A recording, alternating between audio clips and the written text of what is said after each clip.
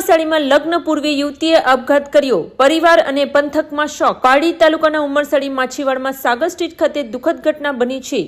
24 વર્ષીય જીનલબેન પરસોત્તમભાઈ ટંડેલે પોતાના લગ્નના થોડા દિવસો પૂર્વે ગળે ફાંસો ખાઈ આપઘાત કરી લેતા પરિવાર અને પંથકમાં શોકનું મોજું ફેલાઈ ગયું છે। જીનલબેનના લગ્ન 31 જાન્યુઆરીએ થવાના હતા, જેને લઈને પરિવારજનો ખુશીમાં મગ્ન હતા અને લગ્નની તૈયારીઓ ચાલી રહી હતી, પરંતુ રવિવારે જીનલબેન પોતાના બેડરૂમમાં છતના એંગલ સાથે નાયલોનની દોરી બાંધી ગળે ફાંસો ખાઈ લીધો હતો। પરિવારે તાત્કાલિક જીનલબેનને નીચે ઉતારી સારવાર માટે પારડી હોસ્પિટલમાં ખસેડી હતી, પરંતુ ત્યાં ફરજ પરના તબીબોએ તેણીને મૃત જાહેર કરી હતી। આપઘાતની જાણ પોલીસને કરવામાં આવી છે અને પારડી પોલીસે ઘટનાની તપાસ શરૂ કરી છે।